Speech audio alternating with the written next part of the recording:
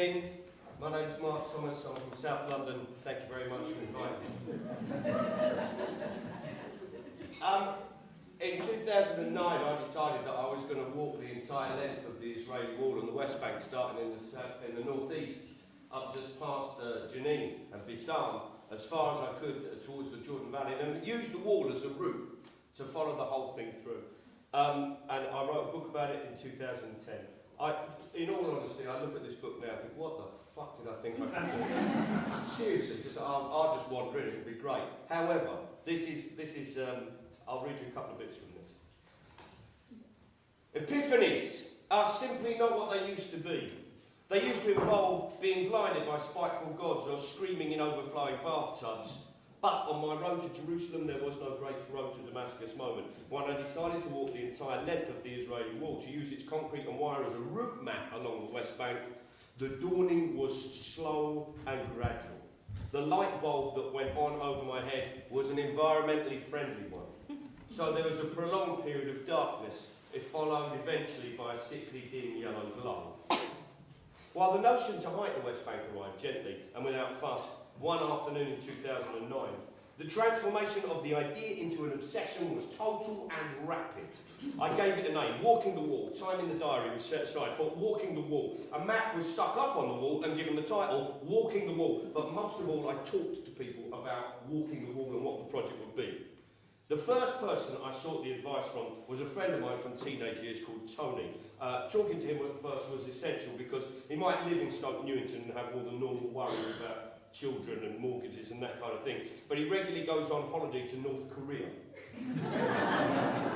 In fact, he recently took his 15-year-old son to the Mongolian plains for a month to live off yak butter and hunt with eagles. With a track record like that, he was exactly the person to discuss walking in a territory under military occupation, because if he had said the idea was ludicrous, I would have simply called it off. Unsurprisingly, Tony approves, as we chat over a Formica table in Charing Cross Road, Delhi. Wearing 3 days' worth of stubble, he looks up and slouches over a cappuccino, skimming the froth off with a teaspoon and slurping the chocolate. How long is it? What, the wall? Oh, it's quite long. Tony looks at me, suggesting a serious traveller would actually know how long their journey would be. Hundreds of miles, hundreds, I stammer, at least, but not silly hundreds, no, doable, not thousands, no, not thousands, that would be silly, yeah, that would be silly, he says. These hundreds are reasonable hundreds, very reasonable hundreds. Tony stirs his coffee, looks up and says, do you think you'll find out how long it is before you go, or would you rather it a surprise?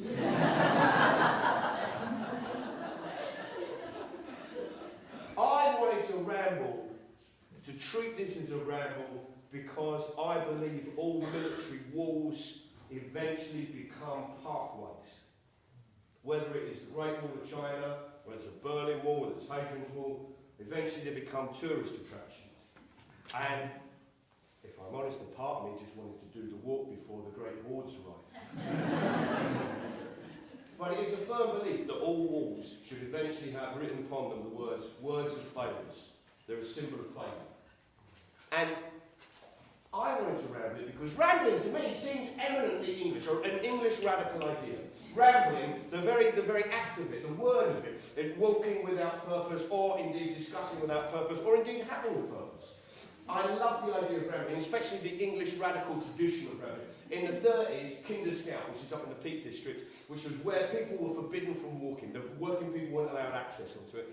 And what happened was the Working Class Sports Federation organised a mass trespass. They were forbidden from walking on the land because landowners took 10 days a year to shoot small birds, and therefore they couldn't expect the unwashed masses to be allowed on. So they organised a mass trespass. They got onto the land, they announced they were going to go on the land, they actually thwarted the police to get onto the land. They were then set upon by gamekeepers and water bailiffs, and the ramblers beat them up. Right, you remember that. The ramblers actually got a fight. Next time you see them, try to fold a map. You remember. They actually had their fists up and they won. They get to the top, according to the Manchester Evening Guardian, they sing the Internationale, they have a quick political meeting, they have a picnic, they tidy up afterwards, then they go back down. Whereupon the ringleaders are arrested and sentenced to 6 months in prison. 6 months. And I love that. It became the start of the right to roam. And I love that notion because people were prepared to break the law and go for 6 months for the view. And I love that tradition. It didn't occur to me at the time that, of course, Palestinians would not have a concept of rambling in the way that I did. That with the honourable exceptions of people like Raja Shahana, that actually rambling was quite alien to Palestinians, and so it should be in a land where you're cut off and segregated and where just wandering into a territory that someone else has claimed as theirs might be quite lethal. So this is the story of a couple of days into the walk, and time is running out already. We have had 3 different Palestinians walking with us in as many days, and it's beginning to feel more like a course in management than rambling. Part of the problem is that rambling is not a popular Palestinian pastime. A stranger approaches me in the street and says, "What is this?" I said, "It's a walking stick." I show him my 3-prong retractable, lightweight, aluminium spring-loaded. I was given to me by my mother-in-law, I'm quite proud of it, my walking stick. And he looks at the walking sticks with disbelief and just says, "Do you not have a car?" So, it turns out that rambling isn't all I thought it might be. So maybe it's not surprising that my first Palestinian guide, a man who insists on being called Matt, well, he simply doesn't understand what a ramble entails for my liking. We set out from Al-Matullah. I'm equipped with everything required for a ramble, from boots to bobble hats, for the walk over that hilly farmland. And Matt, he turns up in a sky blue shirt with thin white stripes, a dark 2-button blazer, grey slacks and slip-on shoes. I am dressed to hike. Matt is dressed to open the bar on a Sunday lunchtime at the British Legion. Are those shoes going to be all right? I said. "They are fine. I have walked before, you know," he said somewhat defensively to my mind. Slightly worried, I say, "Have you got any water?" "I don't need any. I am tough. As long as I have cigarettes, I will be all right." If the start with Matt was unpromising, it goes from bad to worse quite quickly. He is completely unprepared for steep climbs and rocky terraces and does not want to walk anywhere near the wall at all. So, when we stop and ask a local shepherd and just get some advice, Matt gets it and translates it as, "He said we must walk away from the wall as far as possible. He said if we go there we'll be shot." We had it translated later on and he didn't say that at all. So, sometime later, at 10 kilometres in completely the opposite direction from the barrier, we arrive at Jacquemus, which is a place with 1 mosque and half a dozen homes and some greenhouses, so the 3 of us walking down the street was practically a parade.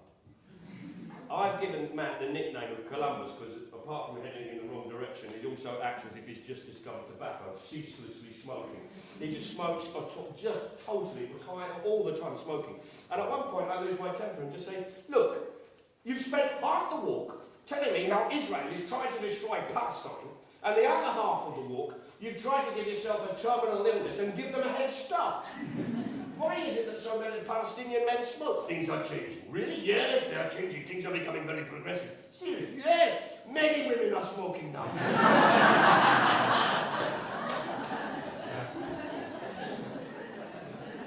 The next morning, Matt isn't walking with us, so I phone Faddy. And he's surprised when I phone him to inquire about his whereabouts. He greets me with, "You're walking today?" "Yes, but in this rain?" "I'm English."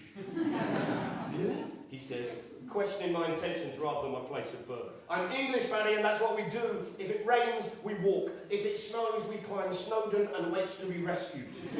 In heat waves, we become immobile in garden furniture and sit there until we get burnt. And that is just how we behave. In truth, I'm absolutely terrified that we won't make the deadlines and the delays of being stopped by the army and whatnot. Well, we won't actually be able to complete the walk, and I can't afford to waste another day. Fanny said, "I have a fever today, but I will arrange for someone to walk with you." 2 hours later, standing by a plastic greenhouse, crackling noisily from the rain, we meet guide number 3, Hakim. He's a tall, wiry farmer in green Wellington boots, an old khaki jacket, and a red and white headscarf. His stubble is white, his English is basic, but he knows the area. You want to go to Fakwa, to Algeria? Yes, please. I have tractor, I can drive. Remembering that rambling is an unknown phenomenon here, I start slowly from the beginning in a tone more patronising than I'd intended, and said, we need to walk near the barrier, in the instinctive belief that by going like this, it is the international mile for off-road. Apparently it is, because he turns around and replies, it is a tractor, it can drive anywhere. So we need to walk. But in the mud, you put on 5 kilos, 10 kilos on your feet. And he's right. The mud not only sticks to my boot, it grows into large floppy clods.